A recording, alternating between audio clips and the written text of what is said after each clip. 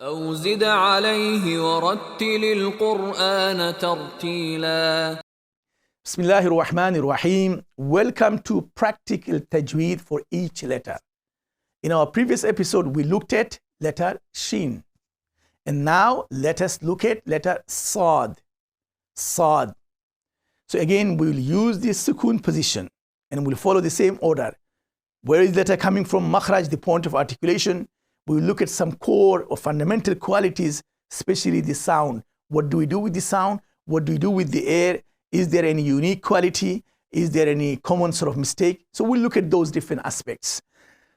Letter Saad, if we pronounce it with sukun, as, ihdina siratal, ihdina siratal, as,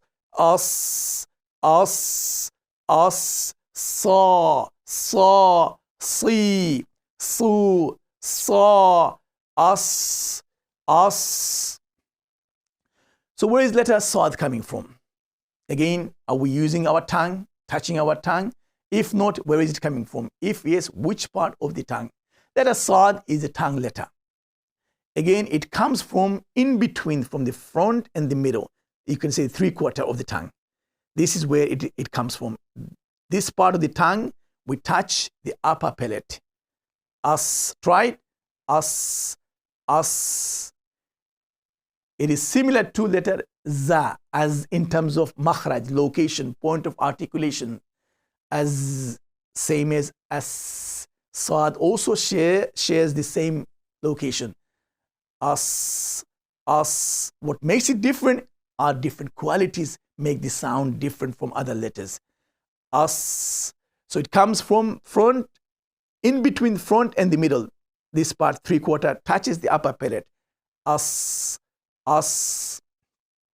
Then if we look at the sound, what do we do with the sound? When we pronounce letter Saad with sukun, as, we flow the sound. It is very easy to flow the sound when you are pronouncing individual letters.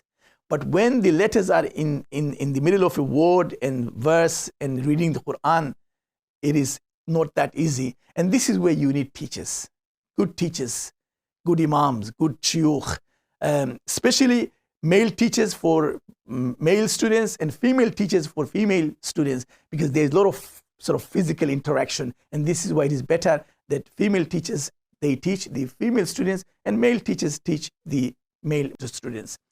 As. So we flow the sound with regards to air. As, we also flow the air. As, you can feel it. As. So we flow both the sound and the air. Letter Saad is also a safil letter, i.e. the whispering sound, the buzzing sound. As. Letter Saad is a full mouth letter. Isti'la letter, Tafkhim letter. So we pronounce it with full mouth quality. We apply the full mouth quality. Sa, as. The common mistake would be not to apply full mouth quality and to say as, mix it up with letter Sin. But more importantly, other common mistake is to disturb the neighbors. So often people, in order for them to apply the full mouth quality, they use the lips. They say as, just like with Shin, ash, disturbing the neighbors. Also with Saad, people often disturb the neighbors, meaning use the wrong location, point of articulation. Saad is not a lips letter. So you don't say as, use the lips or disturb the lips. You say as. Look at my lips. I'm not moving it. As. And this is where it becomes a little bit more difficult not to move the lips and yet apply the full mouth quality. So it's inside. You just apply the full mouth quality. Watch. As. And this is the fundamental difference between letter Sin and Saad. Sin is flat, empty mouth, as, and Saad is full mouth, as. And I always say that they share everything. They are like twins. One was looked after well, fed well, and the other one wasn't looked after well. So Sin is an empty, flat mouth letter, as, and Saad is a full mouth letter, as, without disturbing the neighbors. So don't say as, say as. So you apply the full mouth quality without using the lips. As-sa, ihdina as-sirata al-mustaqim.